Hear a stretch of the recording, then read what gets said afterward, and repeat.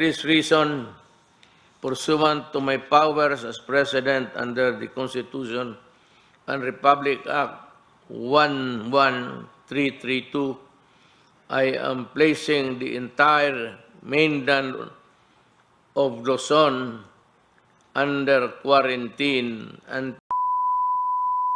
until the COVID-19 vaccine is available. I will not allow the traditional face-to-face teaching or learning unless the risk of exposure to the sickness are eliminated. I cannot and will not put to rest the health and lives of our students and teachers.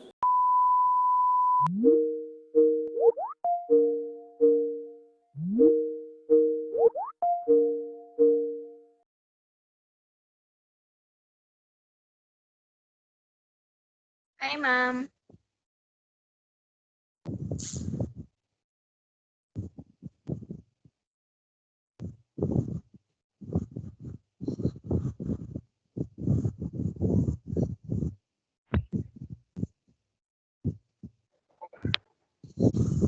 Hi, good day everyone, and welcome to our class. Day, ma'am. Good day, ma'am.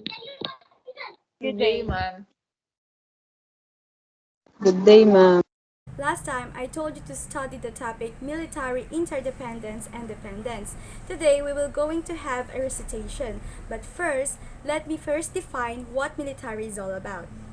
When we say military, it is used to describe anything that is related to armed forces or soldiers. So, it is the military who protects the country, led by the generals and of course powered by the brave soldiers. So, what comes first to your mind when we say interdependence? Yes, Miss Salcedo? Thank you, ma'am, for the question. So, for me, when I hear the word interdependence, it is the connection between the people, nation, region, businesses, or things depending on each other. So, the example of an interdependence is the connection of a manager to his employees. How about the word dependence? Anyone? Miss Pasqua? Say dependence, it is defined as being controlled, influenced, or reliant on something or someone else. Also, dependence means the situation in which you need something or someone all the time, especially in order to continue existing or operating.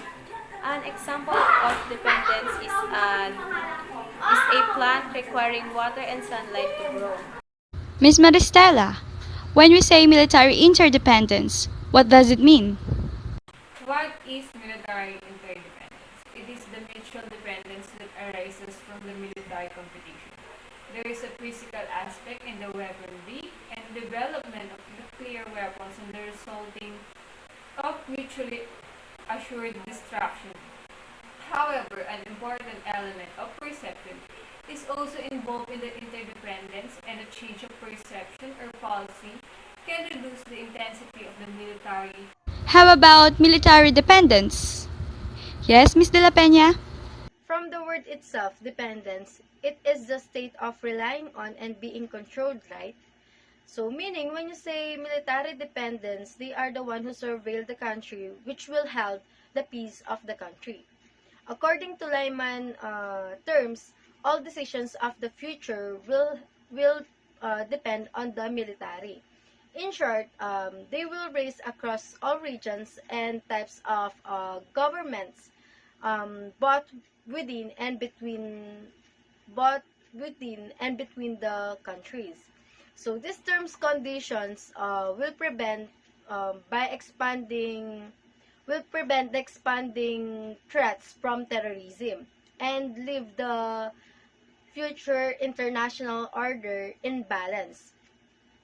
So within countries, tensions are rising because of citizens who are raising basic questions about what they can expect from their government in a constantly changing world.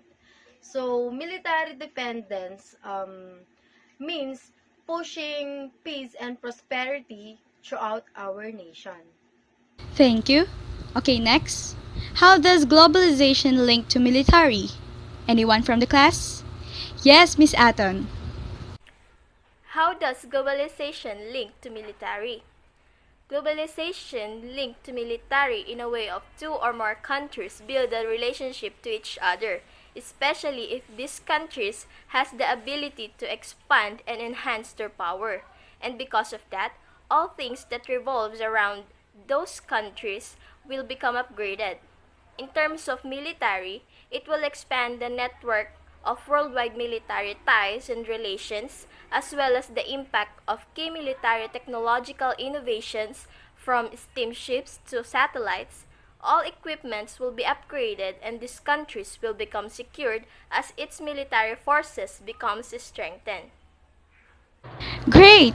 Now, are there any effects of globalization in military? Yes, Miss Gameng. Yes, ma'am.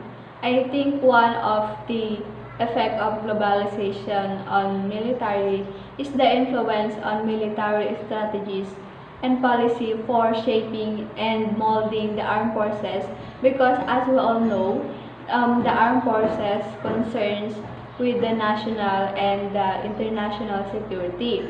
And of course, globalization helps to maintain and balance the power among states and countries through information exchange and manpower. Okay, great. Thank you for cooperating for today's activity. I hope you're doing all well. And I hope to see you next meeting. Goodbye. Thank you. Bye, ma'am. Bye. Gusto kaya?